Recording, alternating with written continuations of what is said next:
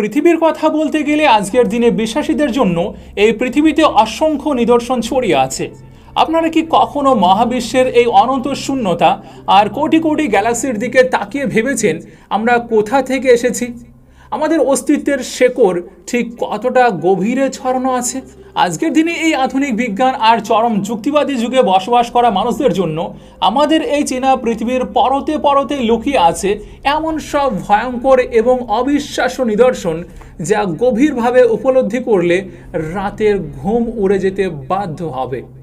আজ আমরা কোনো ফেয়ারি টেল স্টোরি শুনবো না, বরং আজ আমরা এমন এক আলটিমেট ট্রুথের কার্টেন আনভেল করতে যাচ্ছি যার শিকড় প্রথিত আছে আপনার, আমার এবং এই পৃথিবীর বুকে হেঁটে চলা প্রতিটি মানুষের অস্থি মজ্জায়। কিন্তু এই রহস্যের শিকড় ঠিক কতটা গভীর? চলুন ইতিহাসের অতলে ডুব দিয়ে সেই আলটিমেট ট্রুথের পর্দা উন্মোচন করা যাক।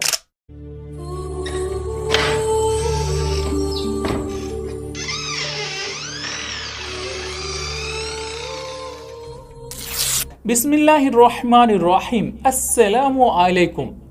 পৃথিবীর এই অসংখ্য নিদর্শনের মধ্যে একটি বিশাল নিদর্শন হলো এই পৃথিবী বা মাটি থেকে মানুষের সৃষ্টি হওয়া। আমি আপনাদের আজ একটি বিশেষ কথা বলতে যাচ্ছি।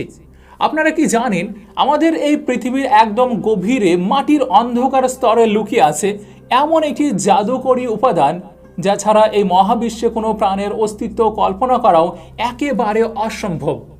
বিজ্ঞানীরা এই উপাদানের নাম দিয়েছেন কার্বন। আপনারা শুনলে চমকে যাবেন, এই মুহূর্তেও আমাদের এই পৃথিবীর বুকে প্রায় 1.85 বিলিয়ন টন কার্বন ঘুমিয়ে আছে। সংখ্যাটাই এতটা বিশাল যে মানুষের মস্তিষ্ক এর হিসাব মেলাতে হিমশিম খাবে। কিন্তু এই কার্বনের মধ্যে এমন কি অদ্ভুত ক্ষমতা আছে যা একে অন্য যে কোনো উপাদানের চেয়ে একদম আলাদা করে রেখেছে? দেখুন, কার্বন হলো প্রকৃতির এমন এক অবিশ্বাস্য স্থপতি যা অন্য যে কোনো উপাদানের চেয়ে সবচেয়ে বেশি কম্পাউন্ডস বা যৌগ তৈরি করার ক্ষমতা রাখে। উদাহরণস্বরূপ, মাটির নিচে হাজার হাজার বছর ধরে প্রচণ্ড চাপে থাকা যে কালো কয়লা আমরা দেখি তা এই কার্বনেরই একটি রূপ। আবার পৃথিবীর সবচেয়ে কঠিন, সবচেয়ে চকচকে এবং সবচেয়ে মূল্যবান পদার্থ হীরা, সেটাও এই কার্বনেরই আরেকটি রূপ। এমনকি আমাদের চারিপাশে স্থাপত্যে ব্যবহৃত শক্ত মার্বেল পাথরও এই কার্বন দিয়েই তৈরি। বিজ্ঞানীদের মতে কার্বন প্রায় 1 কোটি ভিন্ন ভিন্ন যৌগ তৈরি করতে পারে বলে আজ পর্যন্ত আমরা জানতে পেরেছি। কিন্তু এর আসল সংখ্যা তার চেয়েও অনেক অনেক বেশি। এখন আপনাদের মনে প্রশ্ন জাগতেই পারে, এই যে 1 কোটি যৌগের কথা আমরা জানলাম, এদের কোনোটিতেই কিন্তু প্রাণের বিন্দু মাত্র স্পন্দন নেই। এগুলো নিরেট, মৃত এবং সম্পূর্ণ প্রাণহীন। তাহলে আমি আপনাদেরকে এই কার্বনের এত গভীর রসায়ন কেন বোঝাচ্ছি?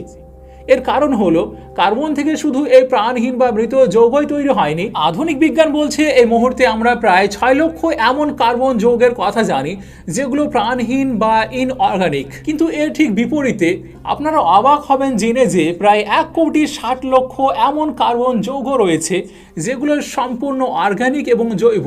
আর এই অর্গানিক যৌগগুলো হলো পৃথিবীর বুকে জীবনের জন্য সবচেয়ে বেশি প্রয়োজনীয় উপাদান। এই কারণে আধুনিক বিজ্ঞান পৃথিবীতে পাওয়া সমস্ত জীবনকে একটি বিশেষ নামে ডাকে, কার্বন বেসড লাইফ, অর্থাৎ কার্বন দিয়ে তৈরি জীবন।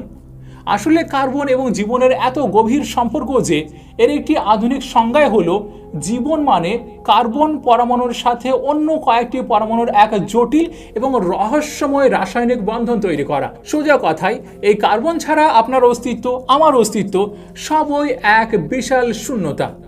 এবার আমরা বিজ্ঞানের এই চরম উৎকর্ষতা থেকে বেরিয়ে একটু অন্যদিকে তাকাই। কুরআনুল কারিমে অসংখ্য জায়গায় মানুষকে মাটি থেকে সৃষ্টির কথা বলা হয়েছে। কিন্তু আপনারা যদি খুব গভীরভাবে লক্ষ্য করেন, দেখবেন কুরআনে অন্তত 3টি জায়গায় খুব নির্দিষ্টভাবে, খুব স্পষ্টভাবে একটি বিশেষ মাটির কথা বলা হয়েছে। বলা হয়েছে মানুষকে সৃষ্টি করা হয়েছে কালো, গন্ধযুক্ত, পচা, কাদা মাটি থেকে। একবার গভীরভাবে ভেবে দেখুন, এই কালো, পচা, কাদা মাটির আসল বৈজ্ঞানিক রহস্য কি? এটা তো শুধু আল্লাহই ভালো জানেন। কিন্তু একটা খুব বড় কারণ আমাদের সামনে আজ পরিষ্কার।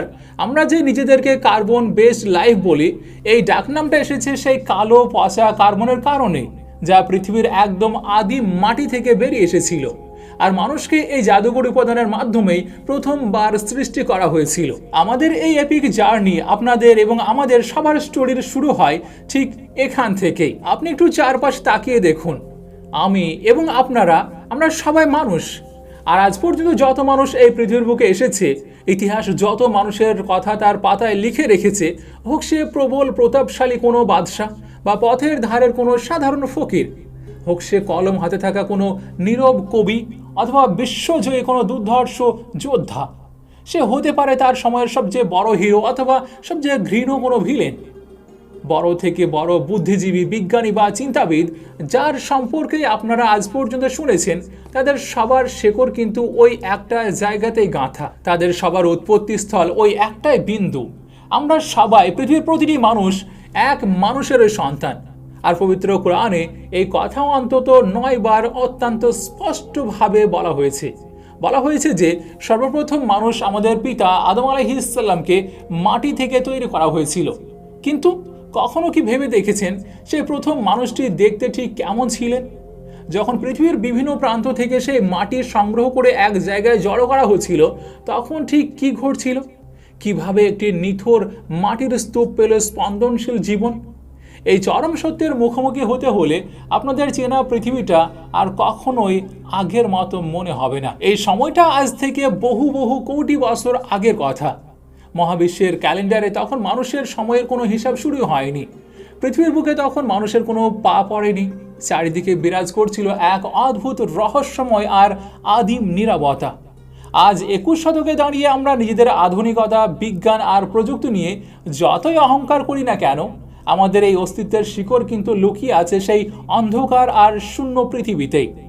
আজকের যুগের কোনো প্রবল প্রতাপশালী রাজা থেকে শুরু করে রাস্তার ধারের সাধারণ ফকির, বর্তমান সময়ের যে কোনো বিশ্বজয়ী মহাতারকা কিংবা ইতিহাসের সবচেয়ে ঘৃণ্য খলনায়ক, আমাদের সবার শুরুর গল্পটা কিন্তু এই নীরব আর শূন্য পৃথিবীতেই খুব সন্তর্পণে গাঁথা হয়েছিল। কোরআন এবং হাদিসগুলোর পাতা উল্টালে দেখা যায় সর্বপ্রথম মানুষ হযরত আদম আলাইহিস সালামের সৃষ্টি কোনো সাধারণ আকস্মিক ঘটনা ছিল না। এটি ছিল মহাবিশ্বের সবচেয়ে পরিকল্পিত এবং সবচেয়ে নিখুঁত এক ঐশ্বরিক প্রজেক্ট।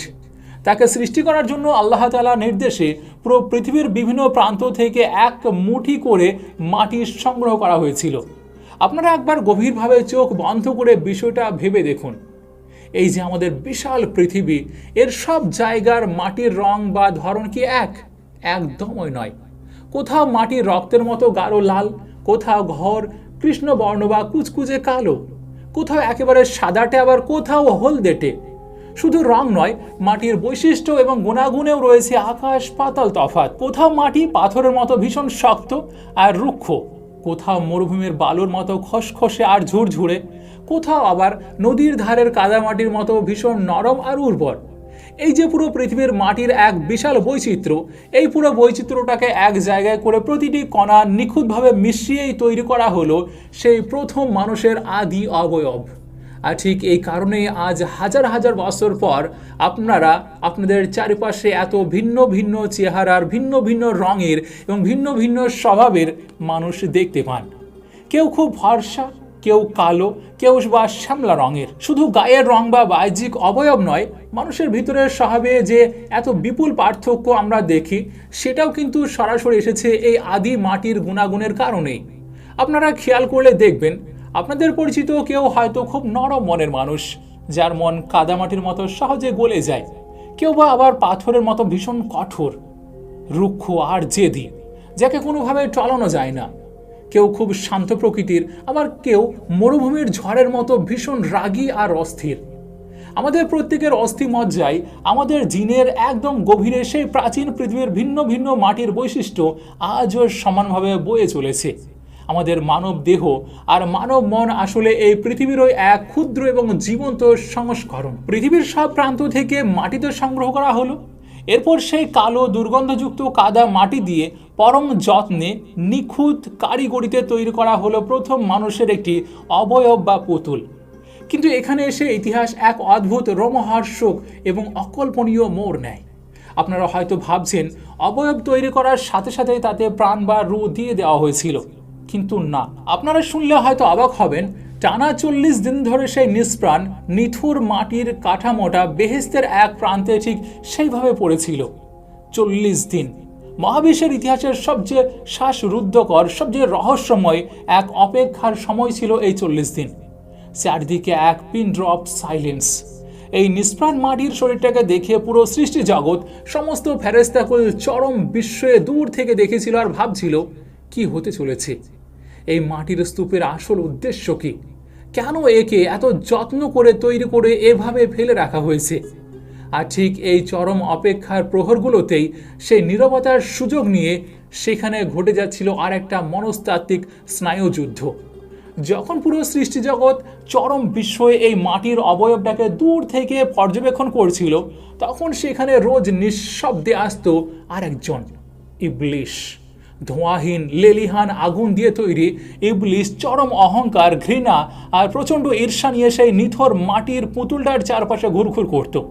সে এর কাছে এসে অত্যন্ত তাচ্ছিল্যের দৃষ্টিতে দেখত। ইবলিশ এই মাটির শরীরে টোকা দিয়ে বোঝার চেষ্টা করত এর ভিতরে কি এমন জাদুকরী রহস্য লুকিয়ে আছে, যার কারণে স্রষ্টা একে এত বেশি গুরুত্ব দিচ্ছেন। যখন সে এই শুকনো মাটির গায়ে টোকা দিত, তখন পোড়া মাটির ফাঁপা পাত্রের মতো ঠন ঠন শব্দ হতো। ইবলিশ খুব ভালোভাবে পরীক্ষা করে দেখল এই মাটির কাঠামোটা ভিতর থেকে একদম ফাঁপা এবং শূন্য। সে তখন মনে মনে এক ভয়ঙ্কর হাসি হাসল। সে বুঝতে পারল এই নতুন সৃষ্টি ভিতর থেকে অত্যন্ত দুর্বল, এর কোনো নিজস্ব শক্তি নেই। একে খুব সহজেই ধোঁকা দেওয়া যাবে, প্রলুব্ধ করা যাবে এবং কাবু করা যাবে। অহংকারে অন্ধ ইবলিশ তখনও ঘুণাক্ষরেও জানত না এই ফাঁপা মাটির শরীরের ভিতরেই অচিরেই এমন এক ঐশ্বরিক শক্তির প্রবেশ ঘটতে চলেছে যা পুরো মহাবিশ্বের সমীকরণ চিরতরে বদলে দেবে। সে বুঝতে পারেনি যে এই মাটি একদিন তার অহংকারের আগুনকে স্তব্ধ করে দেবে। অবশেষে সেই দীর্ঘ 40 দিনের শ্বাসরুদ্ধকর অপেক্ষার অবসান ঘটল। সেই মহেন্দ্রক্ষণ ঘনিয়ে এলো। মুসলিম শরীফের এক বিশুদ্ধ হাদিস অনুযায়ী দিনটা ছিল শুক্রবার। আসর থেকে মাগরিবের মাঝামাঝি এক পরন্ত বিকেল, এক রহস্যময় এবং পবিত্র সময়। নিথর পৃথিবী যেন শ্বাস আটকে অপেক্ষা করছিল সেই জাদুকরী মুহূর্তের জন্য। এরপর আল্লাহর তরফ থেকে সেই পরম নির্দেশ এলো। সেই মাটির মূর্তিতে রূহ বা আত্মাকে প্রবেশ করার চূড়ান্ত হুকুম দেওয়া হলো। রূহ যখন খুব ধীর গতিতে মাথা দিয়ে সেই নিথর মাটির শরীরে প্রবেশ করতে শুরু করলো, মহাবিশ্বের ইতিহাসে এর চেয়ে জাদুকরী, এর চেয়ে অভাবনীয় ঘটনা আর দ্বিতীয়টি ঘটেনি। রূহ ঢোকার সাথে সাথে এক অকল্পনীয় মিরাকল ঘটতে শুরু করলো। প্রথম মানুষ আদম আলাইহিস সালামের নিথর মাটির দেহে প্রথম প্রাণের স্পন্দন জাগলো। তার মস্তিষ্কের স্নায়ুগুলো এক এক করে কাজ করতে শুরু করলো। চেতনার প্রথম আলো ফুটে উঠল তার ভিতরে, আর সাথে সাথে একদম অবচেতনভাবে তিনি একটি হাঁচি দিলেন। জীবন পাওয়ার পর এটাই ছিল মানুষের প্রথম শারীরিক প্রতিক্রিয়া। আর এই হাঁচি দেওয়ার পর তার মুখ থেকে স্বতঃস্ফূর্তভাবে উচ্চারিত হলো মানব ইতিহাসের সর্বপ্রথম শব্দ, আলহামদুলিল্লাহ, অর্থাৎ সমস্ত প্রশংসা আল্লাহর জন্য। আপনারা একটু ভেবে দেখুন, এই প্রথম কোনো নবসৃষ্ট প্রাণের মুখ থেকে তার স্রষ্টার প্রশংসা উচ্চারিত হলো, আর এর জবাবে স্বয়ং আল্লাহ রাব্বুল আলামিন চরম করুণা আর ভালোবাসায় বলে উঠলেন, ইয়ারহামুকাল্লাহ, যার অর্থ আল্লাহ তোমার প্রতি রহম করুন বা দয়া করুন। আপনারা একবার চোখ বন্ধ করে উপলব্ধি করার চেষ্টা করুন তো, মানবজাতির অস্তিত্বের একদম প্রথম মুহূর্তটাই, স্রষ্টা এবং সৃষ্টির মধ্যেকার প্রথম কথোপকথনটাই শুরু হয়েছিল কোনো আদেশ বা নিষেধ দিয়ে নয়, বরং স্রষ্টার অসীম রহমত আর দয়ার বাণী দিয়ে। কিন্তু ঘটনা এখানে শেষ নয়, বরং আসল থ্রিল তো সবে শুরু হলো। রূহ তখনও তার পুরো শরীরে পৌঁছায়নি। রূহ শুধু মাথা থেকে ধীরে ধীরে গলার দিকে নামছে। রূহ যত উপরে থেকে নিচের দিকে নামতে লাগলো, সেই কালো পচা প্রাণহীন মাটি তত দ্রুত স্পন্দনশীল রক্ত, গোস্ত আর হাড়ে পরিণত হতে শুরু করলো। মাটির তৈরি শিরা উপশিরাগুলো মুহূর্তের মধ্যে জীবন্ত হয়ে উঠল এবং তার ভিতর দিয়ে টকবক করে গরম রক্ত সজোরে বইতে শুরু করলো। চোখ খুলতে তিনি চারপাশের বেহেশতের অপূর্ব এবং অবিশ্বাস্য দৃশ্য দেখতে পেলেন। কিন্তু রূহ যখন তার বুক পার হয়ে নাভি পর্যন্ত বা পেট পর্যন্ত পৌঁছালো, তখন এক অদ্ভুত কাণ্ড ঘটে গেল। নিজের এই নতুন এবং জীবন্ত শরীর দেখে রক্ত মাংসের স্পন্দন অনুভব করে আদম আলাইহিস সালাম এতই উত্তেজিত এবং রোমাঞ্চিত হয়ে পড়লেন যে তিনি আর এক মুহূর্তও স্থির থাকতে পারলেন না। এই নতুন জীবনটাকে পুরোপুরি অনুভব করার জন্য, চারিপাশের জগৎটাকে ছুঁয়ে দেখার জন্য তিনি প্রবল তাড়াহুড়ো করে উঠে দাঁড়ানোর চেষ্টা করলেন। কিন্তু রূহ তখনও তার পায়ে পৌঁছায়নি। তার কোমরের নিচের অংশ তখনও নিরেট, শক্ত মাটির তৈরি। ফলে তিনি দাঁড়াতে না পেরে ভারসাম্য হারিয়ে ধপ করে মাটিতে পড়ে গেলেন। কোরআনের ঠিক এই দৃশ্যটি, মানুষের মনস্তত্ত্বের এই আদিম রূপটি তুলে ধরে একটি অকাট্য সত্য বলা হয়েছে। সূরা আল আম্বিয়ায় আল্লাহ রাব্বুল আলামিন বলেছেন, খুলিফাল ইনসানু মিন আজল, অর্থাৎ মানুষ স্বভাবতই তাড়াহুড়োকারী বা অস্থির প্রকৃতির। প্রথম মানুষের সেই অস্থিরতা, সেই এক মুহূর্ত অপেক্ষা করতে না পারার স্বভাব, সেই তাড়াহুড়ো করার প্রবণতা আজও আমাদের প্রত্যেকের রক্তে, আমাদের প্রতিটা কোষের ডিএনএতে মিশে আছে। রূহ যখন ধীরে ধীরে পুরো শরীরে ছড়াচ্ছে আর এদিকে চারিপাশের পরিবেশের সন্ধ্যা নেমে আসছে, তখন আদম আলাইহিস সালাম ভয় পেয়ে আল্লাহর কাছে আকুলভাবে দোয়া করতে লাগলেন, যেন রাত নামার আগেই, অন্ধকার ঘনিয়ে আসার আগেই পুরো শরীরে রূহ পৌঁছে যায়। তিনি সম্পূর্ণ জীবন্ত পূর্ণাঙ্গ একজন মানুষে পরিণত হতে চাইলেন। কিন্তু এই পুরো ঘটনা প্রবাহের শেষে এসে আমাদের যুক্তিবাদী মনে একটা বিশাল পাহাড় সমান প্রশ্ন এসে সজোরে ধাক্কা দেয়। এই যে রূহ বা আত্মা, যা এক দলা মৃত পচা মাটি ছুঁলে তাকে জীবন্ত স্পন্দনশীল রক্ত মাংসের মানুষে পরিণত করে দিচ্ছে, এই রূহ জিনিসটা আসলে কি? এর আসল পরিচয় কি? এই রূহ দেখতে কেমন? এর কি কোনো নির্দিষ্ট ওজন, আকার বা আয়তন আছে? মৃত হলে এই রূহ কোথায় যায়? আধুনিক বিজ্ঞান, যা আজ মঙ্গলে মহাকাশযান পাঠাচ্ছে, তারা কি আজ পর্যন্ত এই রূহের কোনো রহস্য ভেদ করতে পেরেছে? নাকি এর পিছনে লুকিয়ে আছে এমন কোনো গভীর এবং অজানা জগৎ, যা মানুষের চিন্তার এবং গবেষণারও সম্পূর্ণ বাইরে? দেখুন, আদম আলাইহিস সালামের সেই নিথর মাটির দেহে রূহ বা আত্মা প্রবেশ করার পরক্ষণে তিনি একটি জীবন্ত স্পন্দনশীল মানুষে পরিণত হয়েছিলেন। কিন্তু এই ঘটনাটি আমাদের সামনে ইতিহাসের সবচেয়ে বড়, সবচেয়ে রহস্যময় এবং সবচেয়ে অমীমাংসিত একটি প্রশ্ন ছুঁড়ে দেয়। এই যে রূহ, যা এক দলা মৃত মাটিকে জীবন্ত মানুষে রূপান্তর করার ক্ষমতা রাখে, এই রূহ জিনিসটা আসলে কি? আপনারা কি কখনো নিজেদেরকে এই প্রশ্নটি করেছেন? আমাদের ভিতরে সবার একটা যে অদৃশ্য সত্তা লুকিয়ে আছে, যে আমাদের এই ভারী শরীরটাকে চালিয়ে নিয়ে বেড়াচ্ছে, সেই সত্তার আসল পরিচয় কি? এই রূহ দেখতে কেমন? এর কি কোনো নির্দিষ্ট ওজন, আকার বা আয়তন আছে? মৃত্যু হলে এই রূহ শরীর থেকে কিভাবে বেরিয়ে যায়? বিজ্ঞানের যুগে বাস করে আমাদের অনেকের মনে হয়তো এই প্রশ্নটা আসে যে, বিজ্ঞান কি আজ পর্যন্ত এই রূহের কোনো রহস্য ভেদ করতে পেরেছে? আপনারা হয়তো অনেকেই ছোটবেলা থেকে একটা অদ্ভুত এক্সপেরিমেন্ট বা পরীক্ষার কথা শুনে আসছেন। ডানকান ম্যাকডুগাল নামের এক আমেরিকান চিকিৎসক একটি অত্যন্ত ট্যারিফাইং এবং কন্ট্রোভার্সিয়াল পরীক্ষা চালিয়েছিলেন। তিনি জানতে চেয়েছিলেন যে, মানুষের আত্মার কি কোনো ওজন আছে? যদি থাকে, তবে মৃত্যুর ঠিক আগে এবং মৃত্যুর ঠিক পরের মুহূর্তের ওজনের পার্থক্য বের করলেই আত্মার ওজন পাওয়া যাবে।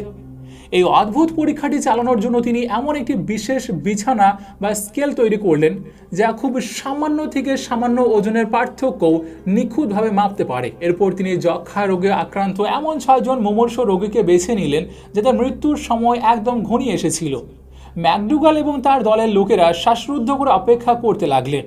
প্রথম রোগীর যখন মৃত্যু হলো, ম্যাকডুগাল অবাক হয়ে লক্ষ্য করলেন যে, মৃত্যুর ঠিক সেই সেকেন্ডে স্কেলের কাঁটা কিছুটা নিচে নেমে গিয়েছে।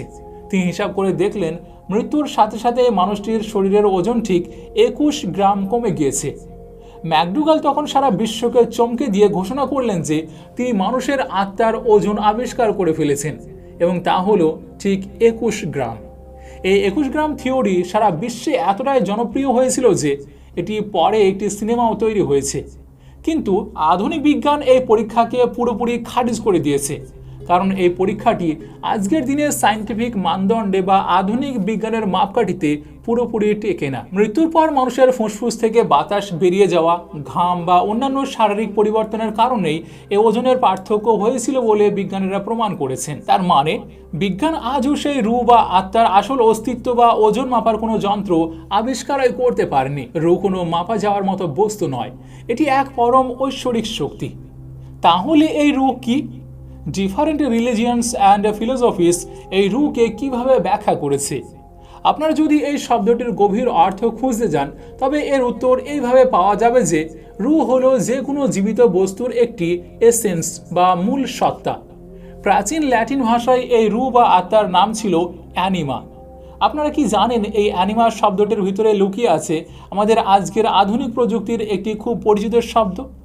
হ্যাঁ, আমি অ্যানিমেশনের কথা বলছি। আপনারা যখন কম্পিউটারে তৈরি কোনো কার্টুন বা 3D চরিত্রকে স্ক্রিনে নড়াচড়া করতে দেখেন, তখন সেটাকে অ্যানিমেশন বলা হয়। অর্থাৎ একটি মৃত প্রাণহীন চরিত্রকে জীবন্ত রূপ দেওয়া, তাকে নড়াচড়া করানো, এক কথায় তার ভিতরে রূপ বা প্রাণ ঢোকানো। এই অ্যানিমেশন শব্দটি এসেছে সেই ল্যাটিন অ্যানিমা বা রু থেকেই। ইহুদি এবং খ্রিস্টান ধর্মের বিশ্বাস অনুযায়ী এই রু হলো এমন একটি অদৃশ্য এবং পবিত্র জিনিস যা সরাসরি ঈশ্বরের তরফ থেকে মানুষের ভিতরে জীবন সঞ্চার করা হয়েছে। আর এমনিতেও পৃথিবীর সমস্ত প্রাণীর মধ্যেই রু থাকে, কিন্তু শুধু মানুষের রু এমন একটি বিশেষ বৈশিষ্ট্যের অধিকারী যা মৃত্যুর পরেও চিরকাল জীবন পেতে পারে। অন্যদিকে হিন্দু এবং জৈন ধর্মের মতো প্রাচীন ধর্মগুলোর লোকেরা বিশ্বাস করেন যে অণুবীক্ষণ যন্ত্র দিয়ে দেখা যাওয়া ক্ষুদ্র ব্যাকটেরিয়া থেকে শুরু করে বিশাল হাতি পর্যন্ত প্রতিটি প্রাণের ভিতরে রু বা আত্মা রয়েছে। কিন্তু রু বা আত্মার সবচেয়ে লজিক্যাল, সবচেয়ে থ্রিলিং এবং সবচেয়ে গভীর সাইকোলজিক্যাল ব্যাখ্যাটি দিয়েছিলেন মুসলিম বিশ্বের সর্বশ্রেষ্ঠ চিকিৎসা বিজ্ঞানী এবং ফিলোসফার ইবনে সিনা। ইবনে সিনা এক সময় হামদানের একটি অন্ধকার জেলে বন্দী ছিলেন। সেই বন্দিশালায় যখন চারিদিকের পরিবেশ ছিল চরম হতাশার, তখন তিনি তার মনের কল্পনায় একটি যুগান্তকারী পরীক্ষা বা এক্সপেরিমেন্ট করেছিলেন, যাকে দর্শনশাস্ত্রের ইতিহাসে দ্য ফ্লোটিং ম্যান এক্সপেরিমেন্ট বা ভাসমান মানুষের পরীক্ষা বলা হয়। আপনারা এখন নিজেদেরকে একটু সেই ফ্লোটিং ম্যানের জায়গায় কল্পনা করুন। ইবনে সিনা বলেছেন, চোখ বন্ধ করে কল্পনা করুন যে একজন ব্যক্তি মহাশূন্যে বাতাসে ভাসছে। সে এমন এক শূন্যতায় সাসপেন্ডেড হয়ে আছে যেখানে মাধ্যাকর্ষণ শক্তির কোনো অস্তিত্ব নেই। তার শরীরে কোনো ভার নেই, কোনো ওজন নেই, তার চোখ শক্ত করে বাঁধা, তাই সে কিছুই দেখতে পাচ্ছে না।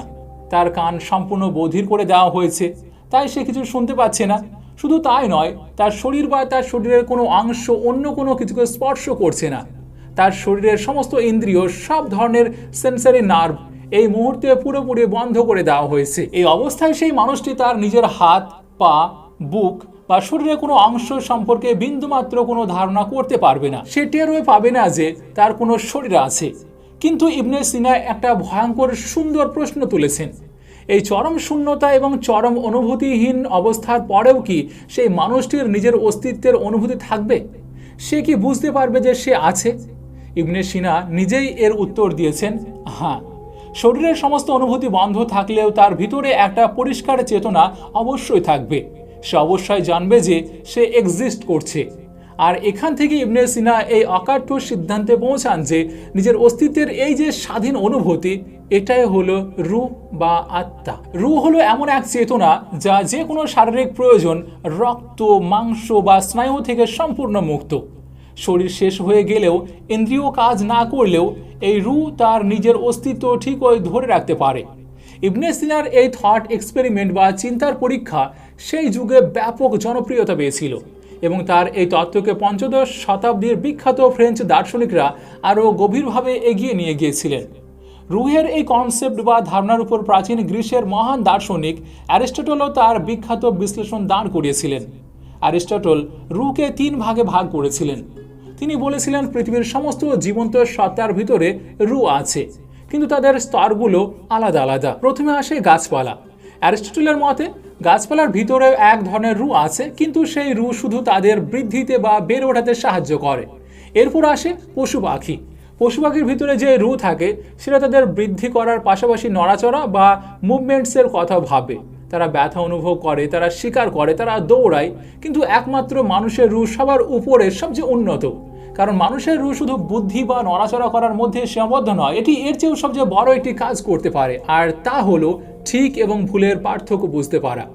মানুষের রূহ নৈতিকতা, ন্যায়, অন্যায়ের বিচার এবং স্রষ্টার উপলব্ধি করতে পারে, যা অন্য কোনো প্রাণীর রূহ পারে না। এখানে অ্যারিস্টটলের এই কথা অত্যন্ত লজিক্যাল এবং চমৎকার। আর এই কথার সাথে আমাদের ইসলামের অত্যন্ত চমৎকার একটি যোগসূত্র রয়েছে। ইসলাম ধর্ম অত্যন্ত স্পষ্টভাবে অ্যারিস্টটলের এই ধারণার সাথে সুর মিলিয়ে পশুপাখির ভিতরে রূহের উপস্থিতি স্বীকার করে এবং তাদের প্রতি চরম দয়া প্রদর্শনের নির্দেশ দেয়। একটি বিখ্যাত হাদিসে এই বিষয়টি কনফার্ম করা হয়েছে।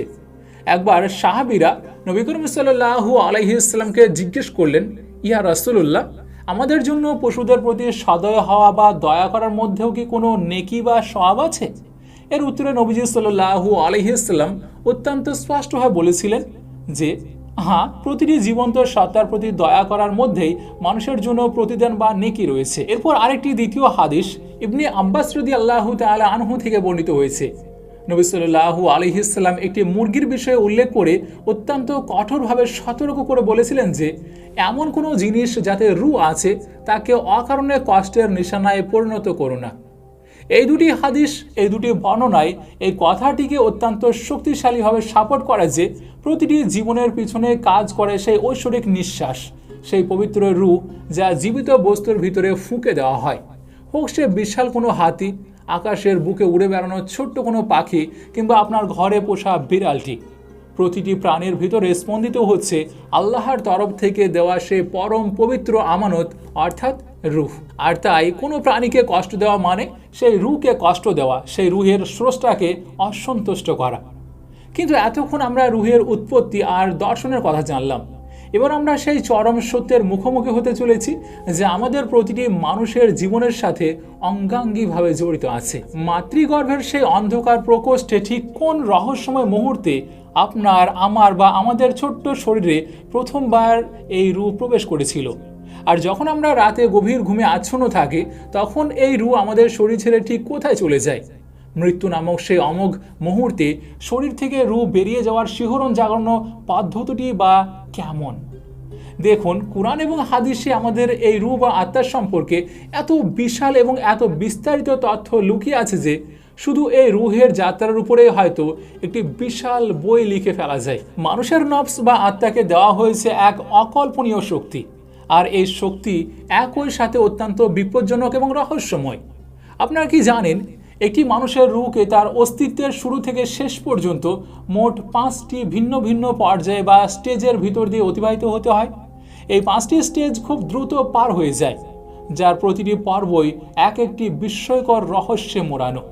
এই 5টি পর্যায়ের মধ্যে প্রথম পর্যায়টি হলো আলমে আরওয়াহ বা রূহের জগৎ। আপনারা কি কখনো এমন কোনো পরিস্থিতির মুখোমুখি হয়েছেন যেখানে একদম অচেনা একজন মানুষের সঙ্গে আপনার প্রথমবার দেখা হলো, অথচ তার সাথে কয়েক মিনিট কথা বলার পরেই আপনার মনে হতে শুরু করলো যে আপনি তাকে বহু বছর ধরে চেনেন? মনে হলো যেন তার সাথে আপনার আত্মার একটা অদ্ভুত মিল রয়েছে। এই অনুভূতির কারণ কি? একটি অত্যন্ত সুন্দর এবং গভীর হাদিসে এই রহস্যের সমাধান দেওয়া হয়েছে। হাদিসে বলা হয়েছে যে এই পৃথিবীতে আসার বহু আগে আলমে আরওয়াহ বা রূহের জগতে আমাদের সবার রূহগুলো একসাথে বিশাল বিশাল দলের আকারে বসবাস করত। সেই অদেখা জগতে যেসব রূহে একে অপরের সাথে পরিচয় হয়েছিল, যাদের মধ্যে একটা আত্মিক সম্পর্ক তৈরি হয়েছিল, তাদের মধ্যে এই দুনিয়াতে আসার পরেও এক অদ্ভুত ভালোবাসা এবং আকর্ষণ তৈরি হয়ে যায়। আর যাদের রূহ সেখানে একে অপরের কাছে অজানা বা অপরিচিত ছিল, তারা এই দুনিয়াতেও একে অপরের কাছে অপরিচিতই থেকে যায়। তাই আপনারা যখনই এমন কোনো মানুষের দেখা পান যাকে প্রথম দেখাতে পরম আপন মনে হয়, তখন বুঝতে হবে আপনাদের এই পরিচয় এই পৃথিবীর নয়, বরং আপনাদের পরিচয় সেই রূহের জগতে হয়ে গিয়েছিল। এরপর আসে রূহের দ্বিতীয় স্টেজ। পবিত্র কুরআনের সূরা সাজদাতে এই দ্বিতীয় স্টেজের এক রোমহর্ষক বর্ণনা দেওয়া হয়েছে। এটি হলো সেই স্টেজ যখন আমাদের রূহ প্রথমবারের মতো কোনো পার্থিব অস্তিত্ব লাভ করার জন্য আমাদের মায়ের গর্ভে প্রবেশ করে। আপনারা কি জানেন আপনাদের জন্মের আগে মাতৃগর্ভের সেই অন্ধকার প্রকোষ্ঠে ঠিক কী ঘটেছিল?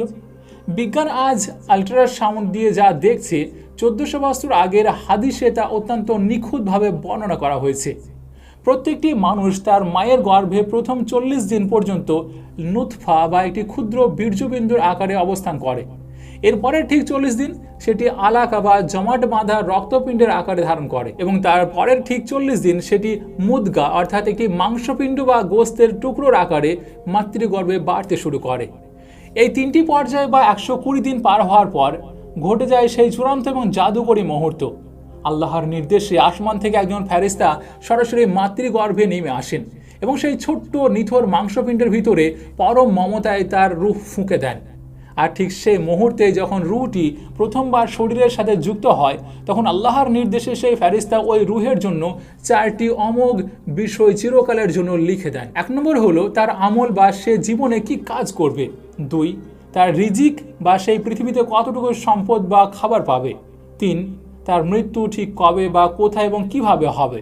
এবং 4, সে কি একজন নেককার ভালো মানুষ হবে নাকি বদবখত বা দুর্ভাগ্যবান মানুষ হবে। মাতৃগর্ভের সেই গভীর অন্ধকারে লেখা হওয়া এই 4টি অমোঘ নিয়তি নিয়েই আপনারা পৃথিবীর আলো দেখেছেন।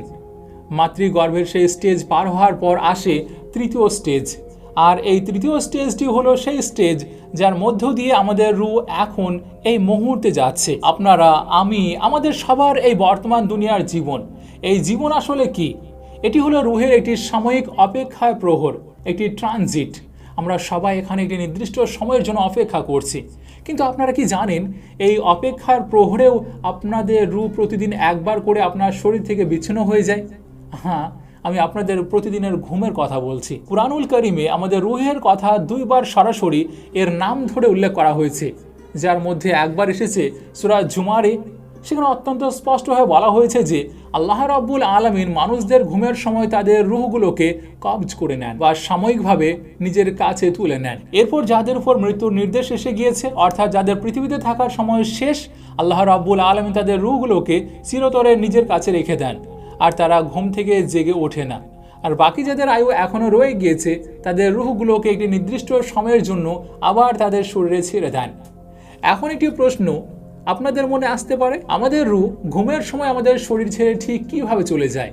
এটি কোথায় যায়? তো এই ব্যাপারে রাসূলুল্লাহ সাল্লাল্লাহু আলাইহি সাল্লাম একটি অত্যন্ত চমকপ্রদ তথ্য দিয়ে বলেছিলেন যে মুমিনদের রূহ ঘুমের ঘোরে একদিন এবং রাতের দূরত্বে গিয়ে মহাশূন্যে অন্য রূহের সঙ্গে দেখা করে, চাই তারা পৃথিবীতে একে অপরের সঙ্গে থাকুক বা না থাকুক। রাতে যখন আপনারা গভীর ঘুমে আচ্ছন্ন থাকেন, তখন আপনাদের রূহ শরীর থেকে কিভাবে বের হয়ে যায়? এটি অসীম মহাশূন্যে কিভাবে সফর করে, কার কার সাথে দেখা করে? আমরা হয়তো আমাদের এই সীমিত জ্ঞান দিয়ে এই বিষয়ে কখনোই পুরোপুরি জানতে পারবো না। এটি এমন এক গভীর রহস্য যা বিজ্ঞান আজও ভেদ করতে পারেনি। কিন্তু মানুষের ভিতরে এই রূহ সম্পর্কে জানার কৌতূহল প্রাচীনকাল থেকে প্রবল। একবার আব্দুল্লাহ ইবনে মাসউদ রাদিয়াল্লাহু তাআলা আনহু নবী করিম সাল্লাল্লাহু আলাইহি ওয়াসাল্লামের সঙ্গে মদিনার এক ধ্বংসাবশেষের মধ্যে দিয়ে হাঁটছিলেন। নবীজির হাতে ভর দেওয়ার জন্য খেজুর গাছের একটি লাঠি ছিল। এমন সময় কিছু ইহুদি তাদের পাশ দিয়ে গেল। ইহুদিরা নিজেদের মধ্যে থেকে বলাবলি করতে লাগলো যে তাকে, মানে নবীজি সাল্লাল্লাহু আলাইহি ওয়াসাল্লামকে এই রূহ বা আত্মার সম্পর্কে জিজ্ঞেস করা হোক। তাদের মধ্যে একজন লোক দাঁড়িয়ে জিজ্ঞেস করলো, হে আবুল কাসিম, এই রূহ জিনিসটা কি? আব্দুল্লাহ বিন মাসউদ রাদিয়াল্লাহু তাআলা আনহু বলেন, নবীজি তখন নীরব হয়ে গেলেন, আর আমি বুঝতে পারলাম যে তার উপর ওহী নাজিল হচ্ছে। ওহী নাজিল হওয়া শেষ হলে নবীজি সাল্লাল্লাহু আলাইহি ওয়াসাল্লাম সূরা বনী ইসরাঈলের সেই বিখ্যাত আয়াতটি পড়লেন, যেখানে আল্লাহ রাব্বুল আলামিন বলেছেন, রূহ হলো কেবলই আপনার রবের একটি নির্দেশ, আর মানুষকে এই সম্পর্কে খুব সামান্য জ্ঞান দেওয়া হয়েছে। এই দুনিয়ার জীবন বা তৃতীয় স্টেজ পার হওয়ার পর মানুষের জীবনে আসে সবচেয়ে কঠিন, সবচেয়ে ভয়ানক এবং সবচেয়ে সত্য একটি মুহূর্ত, মৃত্যু। আমাদের শরীর থেকে রূহ বের হওয়ার ঘটনাগুলোর বড়ই আশ্চর্যজনক এবং রোমহর্ষক। নবী করিম সাল্লাল্লাহু আলাইহি ওয়াসাল্লাম একবার বলেছিলেন যে যখন আল্লাহ কোনো বান্দার রূহ পৃথিবীতে একটি নির্দিষ্ট এলাকায় বা নির্দিষ্ট স্থানে কবজ করতে চান, তখন তিনি সেই এলাকায় পৌঁছানোর জন্য সেই ব্যক্তির কোনো না কোনো প্রয়োজন বা কাজ আগে থেকেই তৈরি করে রাখেন। অর্থাৎ আপনারা খেয়াল করে দেখবেন, মানুষ মৃত্যুর ঠিক আগে এমন এক জায়গায় গিয়ে উপস্থিত হয় যেখানে হয়তো তার যাওয়ার কোনো পরিকল্পনা ছিল না। তার মানে আপনার মৃত্যু যেখানে লেখা আছে, আপনার রূহ ঠিক সেই জায়গায় আপনাকে টেনে নিয়ে যাবে। এবার শরীর থেকে রূহ বের হওয়া বিভিন্ন মানুষের জন্য বিভিন্ন রকমের হতে পারে, কিন্তু আমি আপনাদের আজ শুধু সেই পদ্ধতির ব্যাপারে বলছি যা শুনলে আপনাদের মন শান্তিতে ভরে যাবে। ওমর ইবনে খাত্তাব রাদিয়াল্লাহু তাআলা আনহু একবার এক ব্যক্তির কথা উল্লেখ করে বলছিলেন যে আমি এমন একটি কলেমা বা বাক্য জানি যা যদি কোনো ব্যক্তি তার মৃত্যুর সময় একবার পড়ে নেয়, তবে তার রূহ শরীর থেকে বের হতেই সোজা আল্লাহর রহমত এবং পরম শান্তিতে চলে যাবে। সেই জাদুকরী কলেমাটি আর কিছুই নয়, সেটি হলো লা ইলাহা ইল্লাল্লাহ। আপনারা যখনই পারবেন এই পবিত্র বাক্যটি বেশি বেশি উচ্চারণ করবেন, কারণ এর একটি অদ্ভুত ক্ষমতা রয়েছে। এই বাক্যটির প্রভাবে একজন মুমিন বা বিশ্বাসী ব্যক্তির রূহ মৃত্যুর সময় শরীর থেকে এমনভাবে এত নরমভাবে বের হয়ে যায়, ঠিক যেন কপাল থেকে ঘামের ফোঁটা ঝরে পড়ার মতো। কোনো কষ্ট, কোনো যন্ত্রণা ছাড়াই রূহ তার জীর্ণ শরীরকে বিদায় জানায়। আর এই পবিত্র রূহ বের হওয়ার পর সূরা ফাজরে একটি খুব সুন্দর এবং প্রশান্তিদায়ক আয়াত রয়েছে। মৃত্যুর সেই অন্তিম মুহূর্তে ফেরেশতারা এসে অত্যন্ত মধুর স্বরে ডাক দিয়ে বলে, হে প্রশান্ত আত্মা, তুমি তোমার রবের দিকে এমনভাবে ফিরে চলো যে তুমি তার প্রতি সন্তুষ্ট এবং তিনিও তোমার প্রতি সন্তুষ্ট হয়েছেন। এই নেক রূহ বের করার সময় ফেরেশতারা তাকে বারবার আদর করে বলতে থাকে, হে পবিত্র রূহ, তুমি তো প্রশংসার যোগ্য, তোমার জন্য শান্তি ও সুবাসের সংবাদ। এরপর এই ফেরেশতারা অত্যন্ত সম্মানের সঙ্গে তাকে আসমানের দিকে নিয়ে যায়। আপনারা কি কখনো কোনো মৃত মানুষের চোখের দিকে খেয়াল করেছেন? নবী করিম সাল্লাল্লাহু আলাইহি ওয়াসাল্লাম যখন একজন সাহাবীর ইন্তেকালের পর তাশরিফ আনলেন, আপনি দেখলেন যে মৃত ব্যক্তির চোখ উপরের দিকে উঠে আসে। নবীজি সাল্লাল্লাহু আলাইহি ওয়াসাল্লাম তখন নিজ হাতে পরম মমতায় তার চোখগুলো বন্ধ করে দিয়ে বললেন, যখন রূহ শরীর থেকে উপরের দিকে বেরিয়ে যায় তখন মানুষের দৃষ্টি সেই রুহের পিছনে পিছনে ছুটে যায়। এই কারণে মৃত মানুষের চোখ খোলা থাকে। এরপর আসে রুহের পরবর্তী জীবন। যখন আমরা মারা যাব তখন কি আমরা আমাদের মৃত প্রিয়জনদের সঙ্গে একে অপরের দেখা করতে পারবো? এর উত্তরে নবীজি সাল্লাল্লাহু আলাইহি ওয়াসাল্লাম বলেছেন, হ্যাঁ, মৃত্যুর পর এই সমস্ত পবিত্র রূহগুলোকে পাখি রূপ দেওয়া হয়, যারা পরম শান্তিতে জান্নাতের গাছের ফল খেতে থাকে। সেখানে তারা একে অপরের সঙ্গে মিলিত হয় এবং কিয়ামতের দিন যখন সিংহায় ফুঁক দেওয়া হবে তখন প্রতিটি রূহ এই পাখির রূপ ছেড়ে পুনরায় তাদের নিজের শরীরে প্রবেশ করবে চিরস্থায়ী জীবনের জন্য। তবে এখানে একটি ভয়ঙ্কর সতর্কবার্তাও দেওয়া হয়েছে। নবীজি সাল্লাল্লাহু আলাইহি ওয়াসাল্লাম বলেছেন, যদি কোনো ব্যক্তির উপর কোনো ঋণ বা ধার বাকি থাকে তবে তার রূহকে এই শান্তির জগৎ থেকে আটকে রাখা হয় যতক্ষণ না তার সেই ঋণ শোধ করা হচ্ছে। তার রূহ জান্নাতের পথে এগোতে পারে না। আমাদের অস্তিত্ব একটি কাদামাটির দলা থেকে শুরু হয়ে মাতৃগর্ভের অন্ধকার পেরিয়ে দুনিয়ার এই ক্ষণস্থায়ী জীবন কাটিয়ে মৃত্যুর শীতল স্পর্শ পার হয়ে এক অসীম অনন্তের দিকে ছুটে চলেছে। রূহ নামক এই অদেখা চালিকার শক্তি আমাদের এই মহাযাত্রার একমাত্র কাণ্ডারি।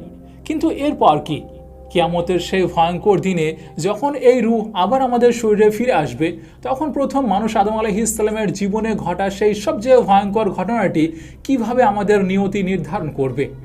দেখুন, আমাদের অস্তিত্ব, আমাদের রূহ এবং আমাদের জীবনের এই যে অসীম চক্র, এর শুরুটা হয়েছিল বেহেশতের এক পরম শান্তিময় পরিবেশে। কিন্তু মানবজাতির সেই প্রথম শান্তি বেশি দিন স্থায়ী হয়নি। একটি মাত্র ভুল, একটি মাত্র নিষিদ্ধ গাছের ফল খাওয়ার কারণে প্রথম মানুষ আদম আলাইহিস সালাম এবং হাওয়া আলাইহিস সালামকে সেই অনন্ত শান্তির জায়গা থেকে বের করে দেওয়া হয়েছিল। আপনারা কি জানেন, যখন এই বিশাল পৃথিবীর বুকে প্রথমবার মানুষের পা পড়েছিল তখন ঠিক কি ঘটেছিল? কুরআন এবং হাদিসের বিভিন্ন বর্ণনা অনুযায়ী আদম আলাইহিস সালামকে যখন এই পৃথিবীতে নামানো হয়েছিল তখন তিনি ভারতবর্ষ বা হিন্দের মাটিতে অবতরণ করেছিলেন।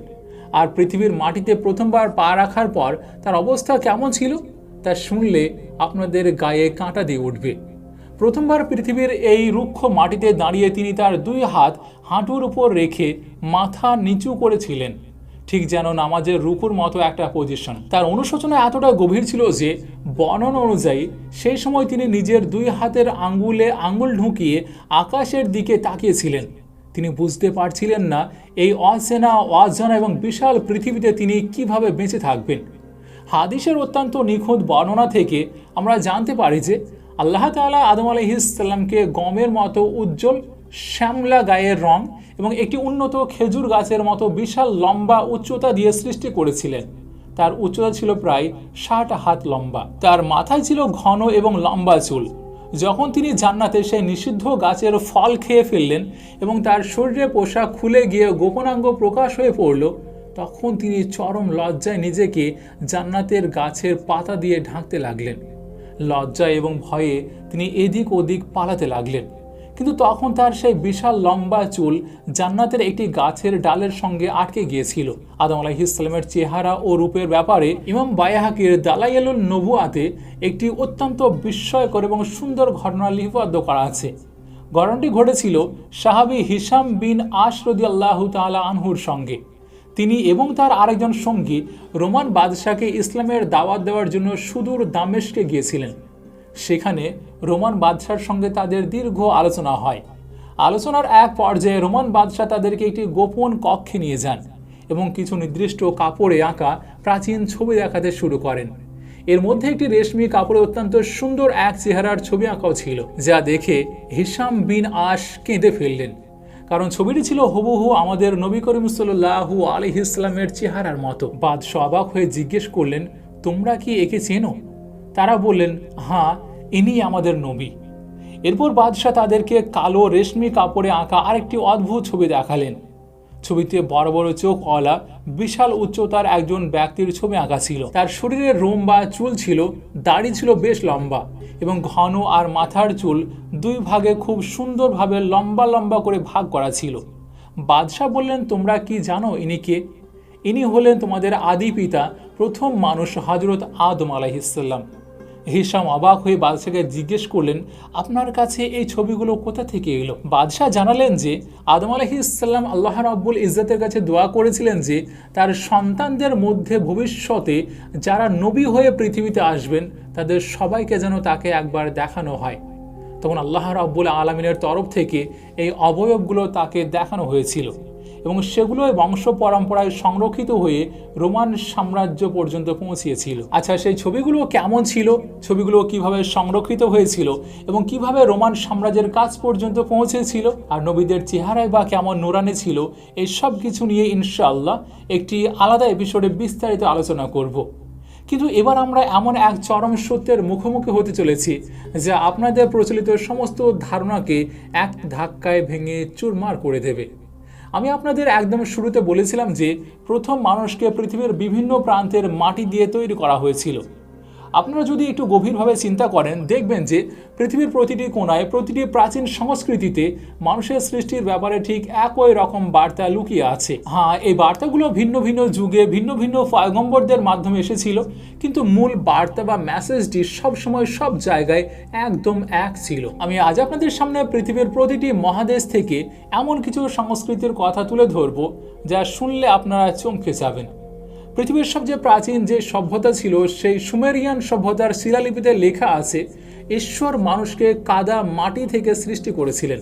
শুধু তাই নয়, এই সুমেরিয়ান সভ্যতাতে প্রথম নারীর জন্য একটি শব্দ পাওয়া যায় নিন্তি, যার মানে হলো the lady of the rib বা পাঁজরের নারী।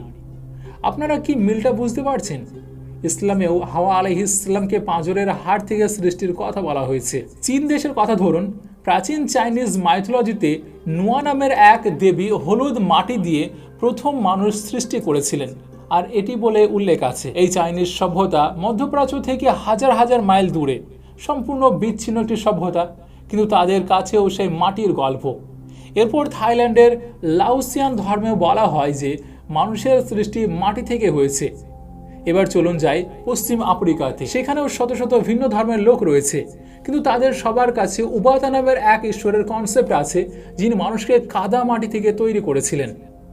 জিবুতির মতো দুর্গম দেশেও স্থানীয় লোকেরা আজও গল্প শোনায় যে কিভাবে প্রথম মানুষের সৃষ্টি মাটি থেকে হয়েছিল এবং তারপর তাতে রূহ বা আত্মা ঢোকানো হয়েছিল। আপনারা ইনকা বা মায়ান সভ্যতার নাম তো শুনেছেন।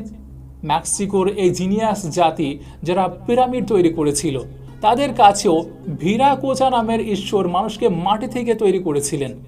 এমনকি পৃথিবীর অপর প্রান্তে নরওয়ে বরফ ঢাকা অঞ্চলে, যেখানে আকাশে ডার্ক গ্রিন অরোরা লাইটস দেখা যায়, সেখানকার প্রাচীন মাইথোলজিতেও ঈশ্বরের হাতে নরম মাটি থেকে মানুষ সৃষ্টির কথা পাওয়া যায়। কোরিয়ান ধর্ম, আমেরিকার রেড ইন্ডিয়ান, হুরন বা মেক্সিকো, এদের সবার কাছেই এই একই কনসেপ্ট যে ঈশ্বর পৃথিবীর মাটি থেকে মানুষকে বানিয়েছেন, তারপর তাকে রোদে শুকাতে দিয়েছেন এবং তারপর তা দিয়ে মানুষ সৃষ্টি হয়েছে। মঙ্গোলিয়া এবং সেন্ট্রাল এশিয়াতেও উলজেন প্রথম মানুষকে মাটি থেকে তৈরি করেছিলেন। নাইজেরিয়া থেকে শুরু করে সাইবেরিয়ার দুর্গম প্রান্ত, রাশিয়ার গহীন জঙ্গল, মালির দোগন উপজাতি, কোথাও এই নিয়মের কোনো ব্যতিক্রম নেই। আপনারা কি বুঝতে পারছেন তাহলে এর আসল অর্থ কি? আমি আপনাদের এই 32টি ভিন্ন ভিন্ন সংস্কৃতির কথা কেন শোনালাম? প্রশান্ত মহাসাগরের দ্বীপ থেকে শুরু করে আরবের মরুভূমি, আফ্রিকার জঙ্গল থেকে শুরু করে মেক্সিকোর পাহাড়, এই সমস্ত সভ্যতা হাজার হাজার বছর ধরে একে অপরের থেকে সম্পূর্ণ বিচ্ছিন্ন ছিল। তাদের মধ্যে কোনো যোগাযোগ ছিল না, কোনো ইন্টারনেট ছিল না, কোনো যাতায়াত ব্যবস্থাও ছিল না। তাহলে কিভাবে পৃথিবীর প্রতিটি কোণায়, প্রতিটি জাতির কাছে মানুষের সৃষ্টির একদম হুবহু একই গল্প পৌঁছালো? কিভাবে সবাই জানলো যে মানুষ মাটি থেকেই তৈরি? কিভাবে সবাই জানলো যে পাঁজরের হাড় থেকে নারীর সৃষ্টি? এর একটাই উত্তর, এই পৃথিবীর এমন কোনো কোণ, এমন কোনো দ্বীপ বা এমন কোনো যুগ ছিল না যেখানে তিনি তার বার্তা নিয়ে আসা পয়গম্বরদেরকে পাঠাননি। আর এই অসংখ্য পয়গম্বরদের দিয়ে হাজার হাজার বছর ধরে এই অভিন্ন বার্তাটি পাঠানোর পিছনে সেই একক এবং অদ্বিতীয় সত্তা কে ছিলেন? কে সেই অদৃশ্য কারিগর যিনি পুরো পৃথিবী থেকে এক মুঠো মাটি নিয়ে তৈরি করেছিলেন আমাকে এবং আপনাকে? ভাবুন, উত্তরটা আপনার নিজের অস্থিমজ্জার ভিতরে লুকিয়ে আছে। তো আজকের জন্য এই পর্যন্তই। দেখা হচ্ছে এর পরবর্তী এমন একটি খুব সুন্দর এপিসোডে। এখানে এসে আপনাকে একটা কাজ করতে হবে, ভিডিওটিতে একটি লাইক করে আপনার প্রিয়জন এবং ফ্যামিলির মাঝে অবশ্যই শেয়ার করবেন। আপনাদের সঙ্গে আমি নাহিদ, আমাদের সঙ্গে জুড়ে থাকার জন্য শুকরিয়া।